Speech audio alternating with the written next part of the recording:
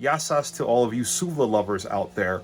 I wanted to share my experience of buying a very inexpensive Cypriot style rotisserie foukou grill.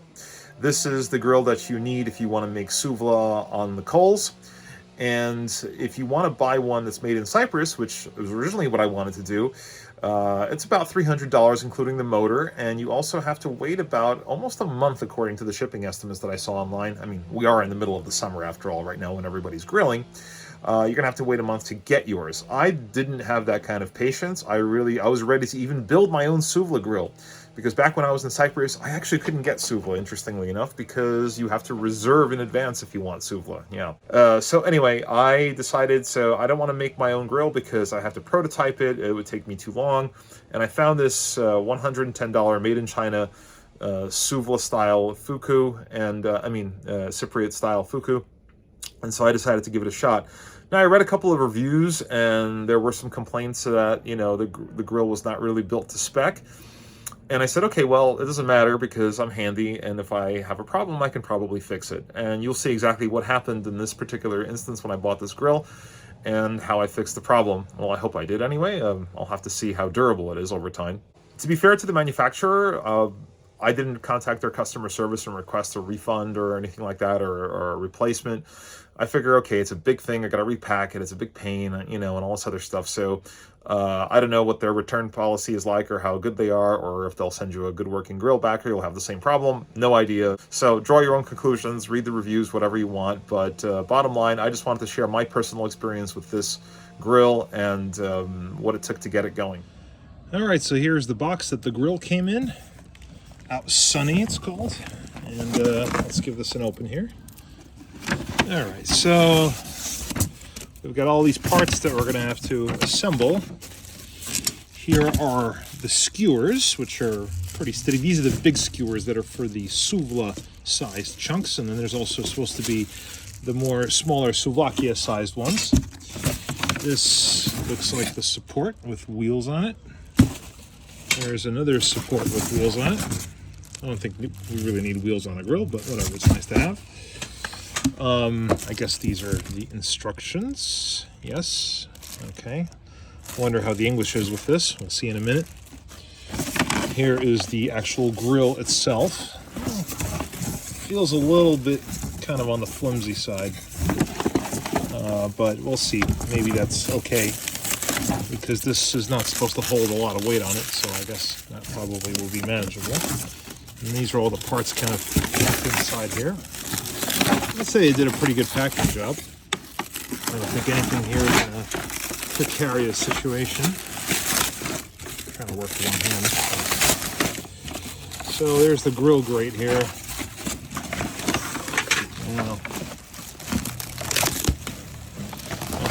There we go. Well, like I said, just a little bit flimsy maybe. Let's see if I can bend it easily. Yeah, I would rather it be a little bit firmer, but maybe it'll do the job. It's not like you're supposed to put an entire turkey on this or something. So all right, this is one of the key parts here. This is what you ultimately stick the skewers into for the big souvla skewers. So they each go in here, and the electric motor attaches right there to that little nub over there. So this goes on the grill. This is, well, I guess we'll figure out what this is. Here are the small skewers. You can see they have wooden handles. This is for the kebab souvlakia bits here. This part here is where you stick the souvlakia sized skewers into. See these little keyed holes here? And over here, this looks like this is a nub for the motor that's supposed to drive the little souvlakia skewers. So you can attach the motor either here or on the other one if you want to do the big pieces. I guess that probably looks like something with screws in it. Put that aside. All right, this looks like the big business now. This is the actual grill itself. All right. There we go, that's the grill. Actually, this is pretty solid. Yeah, this looks pretty solid to me. I'd say this is not badly made. Yeah, no weld marks or anything like that, so that's good. Seems like a pretty good welding job here. This paint job is probably going to go pretty quickly, but here's the, this is the lever that moves stuff up or down. Let's get this out of here entirely. And you can see the other side. I'm trying to do everything with one hand here, so it's a little. These are all the slots for all of the business. Yeah, so well, looks okay. Looks kind of pretty thick gauge metal. I'd say it's probably 12 gauge steel or something like that. That's pretty solid. So it's not going to warp like crazy. Hopefully, we'll see. And again, we don't really care too much about the paint because, as we all know, paint on these things tends to not always last. Especially depends what paint's on here, but that's not why we were buying these things. We're buying them to cook souvla on. All right, here in this little package, we have, these are the levers that you use to lift or put down the grill so you can lower the skewers or make them higher, adjust them from the flame. This appears to be made out of some kind of wood. Well, it seems to be okay. There are, I guess, are all the screws that we need here. It doesn't look like a lot of screws, so it should make for pretty easy assembly. Let's see if there's anything else in here. No, I guess that's it. All right, looks like we got everything. So we've got all of our stuff here, and now we got to start putting this together. Okay, so let's see how good the English is here. Retain for future reference, read carefully. Oh, so far so good. This is a safety alert symbol. All right, well, the safety alerts seem to be kind of written okay. Let's see if the pictures are any good, if they have any, all these precautions. Upon quickly scanning this, oh, I like this. This is my, I saw this. Do not use this product if you are under the influence of alcohol or prescription, non-prescription drugs, as these substances may impair your ability to safely use the product. Oh boy, I guess if you're doing a barbecue, you better make sure you don't have any beers before you work this thing. Okay, well, it looks like a lot of the stuff is kind of common sense. That's good. Let's see what else. Oh yes, solely for outdoor use. Yeah, non-commercial. All right, so let's see. Any other languages we have? Yeah, we have German. Look at that. We have, looks like Italian.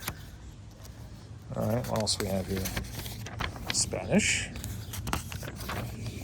All right, now we finally have the instructions on how to assemble this thing. I don't know, of course, how the Spanish is and all the other languages. But looks like they went for an all-visual approach here. So yeah, they're just doing all visuals instead of translating it into 1,000,001 languages. But it doesn't look like it's very complicated to assemble. Looks like it's pretty straightforward. Okay. That's, well, we'll have to see, of course. But,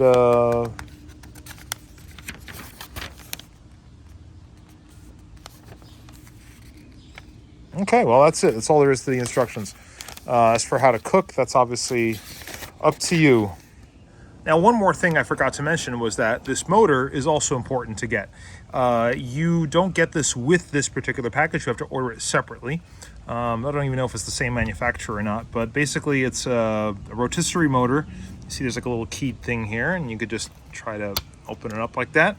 And here you got to put a D-sized battery, a D-size. They're actually pretty rare these days, but I do believe they still make them. I didn't even check, but I'm sure they are probably still available.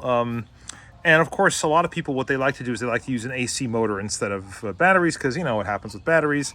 They all die at the most inconvenient time, and we never have any left. So that's the deal with that. But you see there's this keyed female here, and you basically plug that into right there, you see?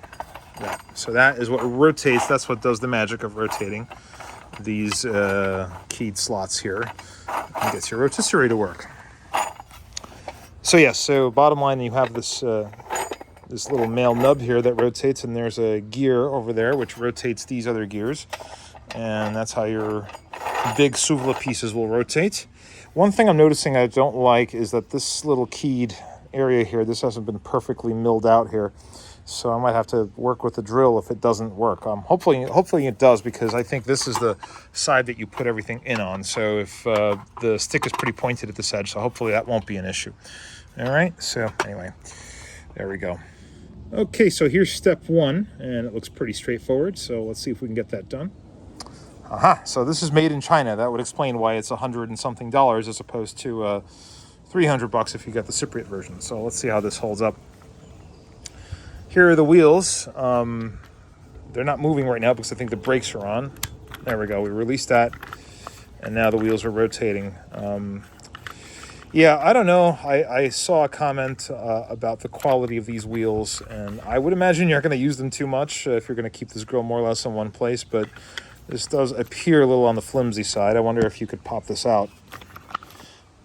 Oh boy, that's a little tough. But you can unscrew, I guess you can unscrew this probably and put something permanent like the Cypriot ones have, as opposed to this little thing which probably will go bad on you in a fairly short amount of time, based on appearances and experience with stuff like this. So here is step one. So you make sure that the nub here faces on the outside. You just slide this in, no problem. And that this part here is on the outside here as well. And that the souvlaki stick holders are here on this side. So make sure also that there's no, in this area here, you make sure there's no gap. Make sure this is all flush over here. Otherwise you're gonna have a problem with stability.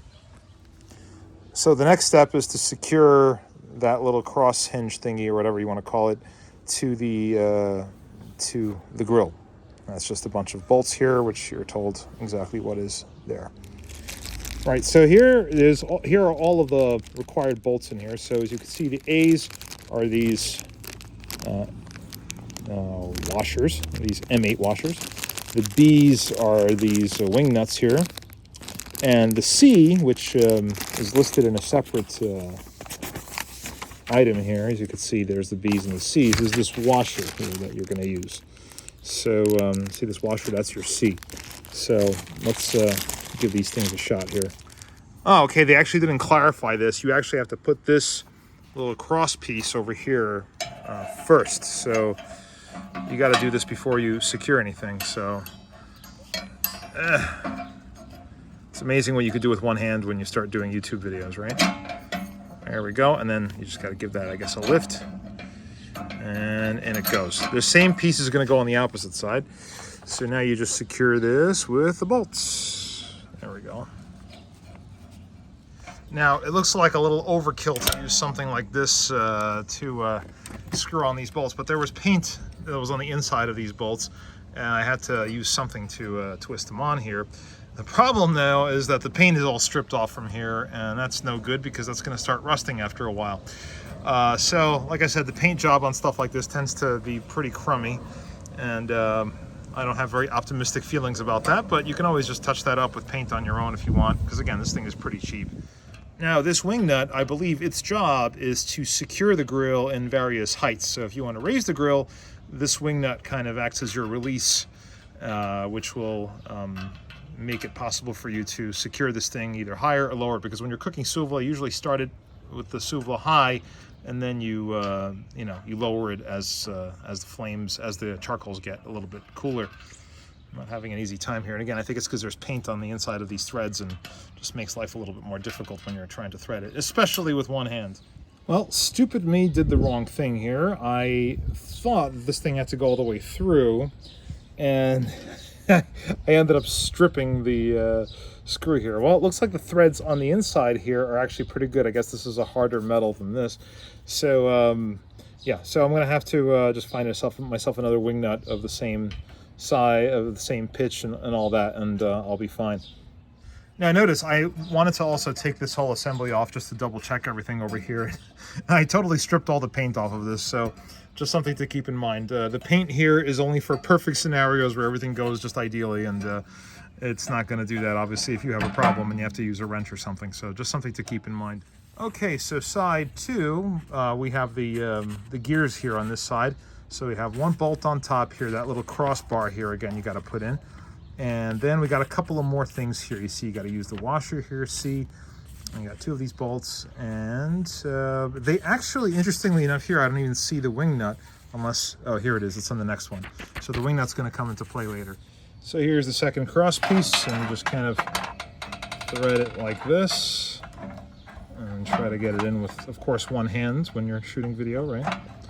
Oh boy. Okay, see that? This thing here is already linked to this, so it's starting to work together in tandem here. Not a problem. There we go. There we go. So, like I said, a little paint in here is probably going to take a little bit of effort to get this. Actually, this turned out to be perfect. Not that it really matters anyway. Who cares about a rusty bolt as long as it's not in my food? All right, now things get a little bit interesting here. Look at what we have here. We have this handle over here. You see that? That would be, let's see, we have this guy here, which is a handle, and we also have this fellow here. So we have 2 different things. This most certainly looks like this. At least that's what I venture it is, because it's got that kind of a long slot here in one of these, and I guess that's it, or it's not. It's certainly not this one. So that's what this is over here. So we got the 2 bolts here. That's didn't finish tightening this one yet, but that's here.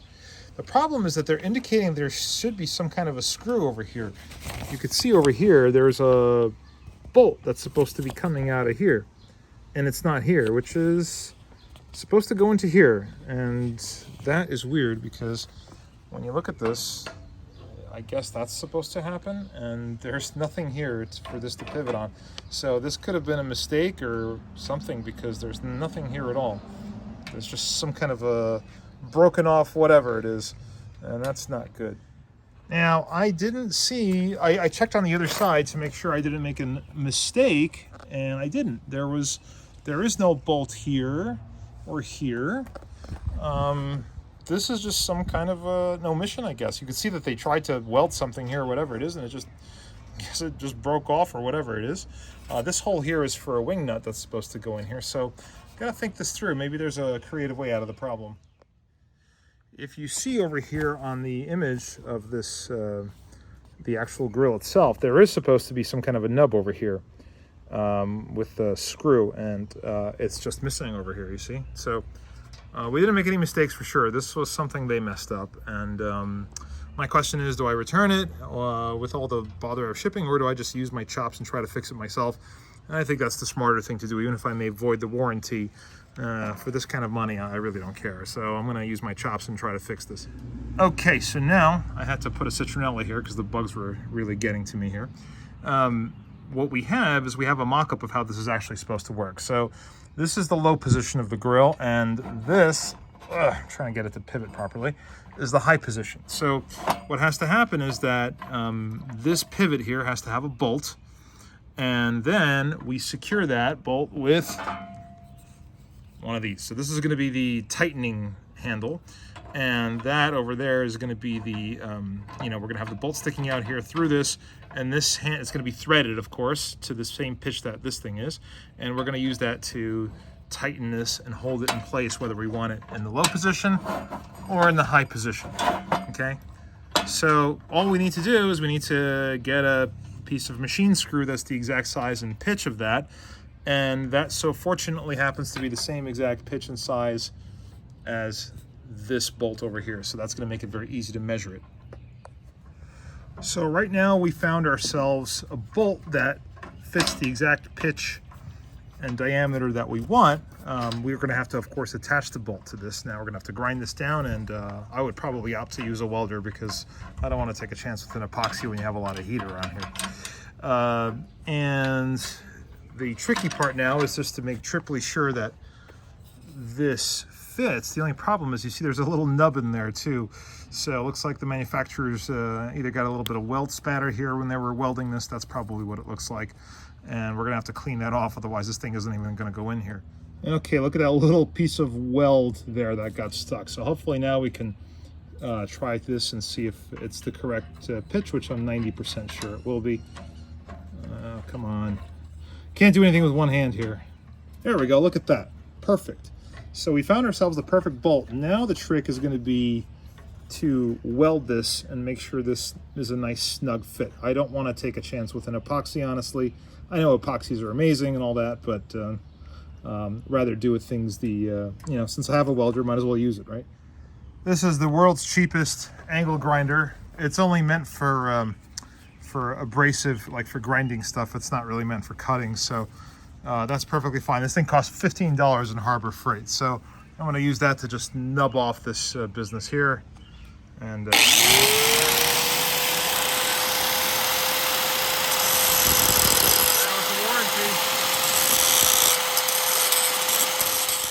all right, now we have a flat surface that's going to help create a good weld here with this. I'm also going to grind this off a little bit, and that's going to help us get a nice, good, clean weld over here.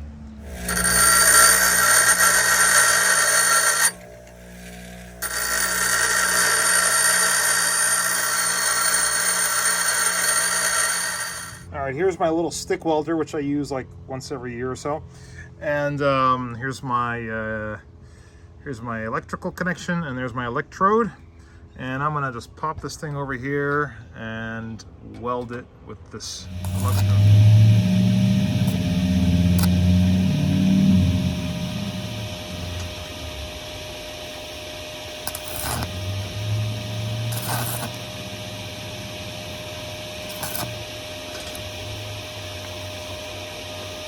Okay, well, I tried. I'm not a welder, so this is gonna be pretty bad. Well, let's put it this way. It was better than what was on here when I got this thing. So let's see if this actually works now. That's the proof in the pudding. Does this have a cant to it? If it does, maybe we have to bend it a little bit, apply some heat to it. I'll see. Okay, righty-tighty, lefty-loosey. Here we go. Okay. Ah, interesting. Okay, so now it's not budging anywhere. I'm putting pressure on the handle, a little bit of pressure. Now I'm gonna loosen this, lefty-loosey, and it works. Look at that. Is it smooth? Well, maybe not super smooth, but it certainly gets the meat up and down, which is exactly what the point of this is. So maybe we did solve the problem with a little bit of ingenuity on our own here. Just gotta maybe put a washer behind there like in the instructions, and we're good to go. You remember the washers?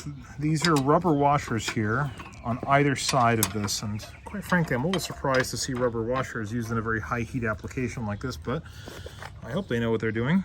So now we just gotta screw this back on. See, this is all kind of fixed together already.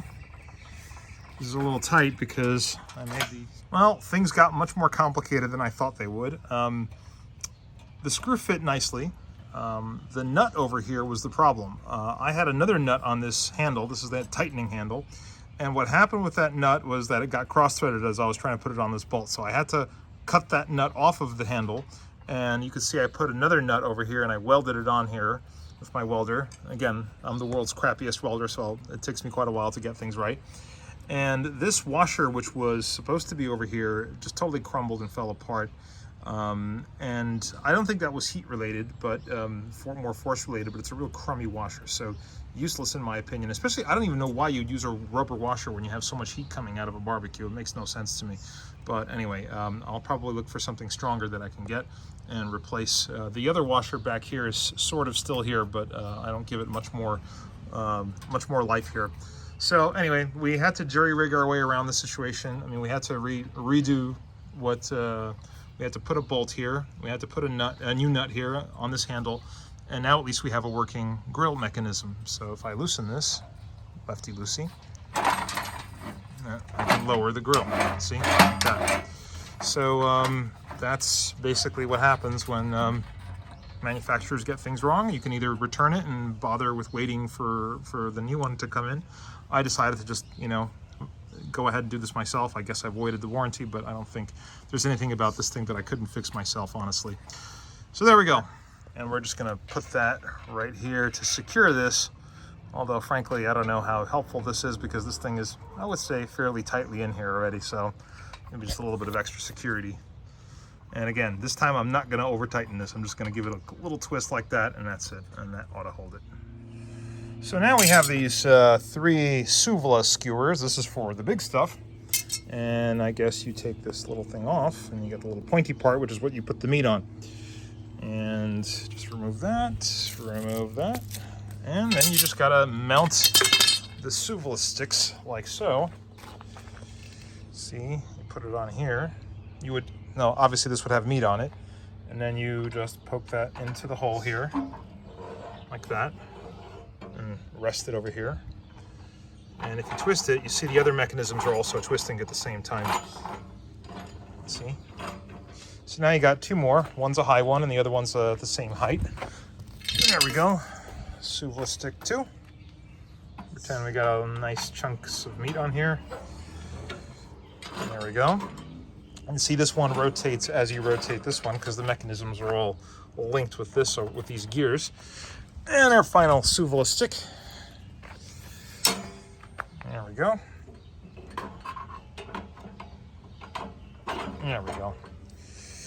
So now all three of these guys are twirling around with meat on them, and there we have it. So the only thing left to do now, if I wanted to use this grill for souvla, is to attach this motor, which does not have a battery at the moment, to here, like that. But again, kind of a useless exercise because the motor does not have electricity, so can't really get it to do anything right now. But that's basically how this thing is supposed to look and feel. So all you got to now do if you want to do the big souvlas is just put your coals in there. Obviously put a D-sized battery in this thing, get the coals going, wait for them to go white, and then you can start cooking your souvla. Obviously you have to skewer your meat over here and all that good stuff. So that's that. But this thing also does the souvlaki size stuff. So that requires a separate mechanism that we still haven't installed yet. We're gonna have to put that in on this side over here. So there we go, we already did this. Now here's the next step for doing the souvlaki. What you do here is you put the grate on top, which is pretty easy, and then you put this little gizmo in here, and then you put the sticks over there. So this gizmo's right here, and all you gotta do is just put it in here. It looks like you don't have to bolt it to anything, which is nice. And there you go. Now obviously you want the nub to be on the outside because you certainly don't want the motor on this side. And then all you gotta do is just take this motor off of this part, since you shouldn't be doing souvla and souvlaki at the same time because the souvlaki is gonna block the meat. So here you see there's got that little connection over here and that little square, and you just gotta put this in and get this thing to fit, which I'm not gonna be able to do with one hand, but you're just gonna have to take my word for it, and that's how it works. So we have the grate right here. Pardon the mess in the background. There we go, it kind of loops in on the outside like that. And then one more over here. Oh, come on. It's gonna slice my thumb open now, right? Okay, like that. And then it's in over here. And then we got that. So here we go, here's our grate. Now, obviously, if we're gonna be doing souvlaki, we wanna take these folks off. All right, so here are the souvlaki sticks, and you can see they have a little protective cover over here. It's kind of nice and sharp, as it ought to be. And I think what happens here is you get all of your meat on this thing, and then you kind of set it to rest on this, and you put that in here. That little bit sticks out there, you see? Like that. And there it is. So that's your souvlaki stick. Now, if you're doing souvlaki, I just realized that this grill is too close to the souvlaki stick, so you definitely want to remove this grill. This grill, I guess, is just if you're doing burgers and sausages or whatever it is, you're doing your lunces or something. So you just pop this up again, like this. You gotta be careful to not, see it's kind of a pressure fit here. There we go. And then you just gently put your souvlaki sticks loaded with your souvlaki. Come on. There we go. Like that. All right, so there are our souvla sticks, which we're not using here. And here are the souvlaki sticks. One interesting thing I've noticed is for some reason this one is longer than the rest of them. I don't know what that gives. I've noticed that in order for these things to properly ride on here, you have to kind of have a little bit of the wood on the edge. I'm a little concerned that it's like a very small distance here. I think it's pretty easy to accidentally pop one of these out and have them fall. Hopefully I'm wrong about that. I haven't tested this because there's going to be some weight on these, obviously, when they're going to have meat on them, or whatever else you want to skewer. But so it's a little bit of a tight fit. with the exception, obviously, of this one here. This is actually probably the correct size that they should have all been, because then there's just no worries. But the reason, the rest of these, for some reason, are very, very short, and I don't know how that's going to go. So that might be a little bit of a problem, or I might have to just get new skewers, but that's also a challenge. And again, I don't like the idea of the fact that the wood, in this case, is resting on a hot surface here. That's going to char that wood pretty seriously. So I guess experience will have to show how good or bad this is going to be. You can see how the mechanism works when you just rotate one of these. All the rest of them start to rotate as well, because there's a gear mechanism in here. And again, here's that little male connector for the motor, and they're going to all rotate at the same time as the motor rotates. So that's the whole idea behind doing the souvlaki like this on a rotisserie format. Yeah, so a little bit of a problem with consistency here. That's certainly something I see. Manufacturing consistency is an issue here with this device. Well, you know, they did a pretty good job welding here, at least. That's good. So I'll have to see how this works in the real world. As you can see here, they show you several different combinations, and I guess this implies that you can raise this thing up. I'm not quite sure what they mean by that. I guess you can raise this. Wonder why they're showing that. That's a little confusing. Yeah, they're saying like you can raise it up and secure it with this, but that's what these little this is the one that I have to get a replacement for, that you can make this higher or lower. But all this does is it actually makes the grill higher off the ground. It doesn't make this higher. What makes this higher is that lever over here that that you adjust with this. This is what makes it higher or lower. So that's what you use to actually get the food higher or lower off of the coals. Well, the souvla anyway. The souvlaki, I don't think you can do that with. There's nothing to raise this with. Essentially, it's just the way it is. Maybe some of the better ones have that. I don't know. So a little not sure exactly what they mean by that. Here they're showing it with both the souvlas and the souvlakis. I don't think you should really cook like that. And then with the grill here, I don't even know why that's here. I guess maybe you could throw a burger or two there, but I probably wouldn't risk that. And then this is the lock. Whether you want to lock this thing or let it go, I guess. Okay. All right. I guess that's what I guess it's okay. All right. Well, we have to test this in the real world, because that's the only way we're really going to know how this is going to work out. Yeah. So we'll see. All right. So now I'm going to have to make my first souvla, which I'll do in a separate video. But suffice it to say, this unit is structurally together at this point. Biggest problem, number one, there was a manufacturing defect. Yes, I didn't go to the manufacturer to solve the problem, or to the seller. Didn't get a return or an exchange. I figure it's just easier for me to solve the problem myself, and that's what I did. And I got to use my welder, which I never get to use, so good for that. But you could have solved it not just through welding. You could have tried to epoxy it. I just don't know how things like JB Weld hold up to extreme heat over time. So you could have also maybe tapped a hole in there and tried to get the bolt in that way and secure it with a nut. Another option for you, but I went the way I did, and it seems to be working. So that's fine. I would say that if you want to get a grill that works straight out of the box, you probably should get a Cypriot one. That's probably the safest thing to do. You're going to have to wait for a while for it to arrive, so that's an issue, but that was an issue for me, which is why I went and got this one. The other comment I have is that the skewers are terrible for the souvlaki, the small-sized ones. They are just, you know, they're too short, and they look flimsy, and I'm probably going to try to get some new ones, or, you know, whatever, find something that hopefully will work with this grill, or get it to work with this grill. So that's my other comment on that. And so stay tuned for the video of me making my first souvla. Thank you for joining me, and yes.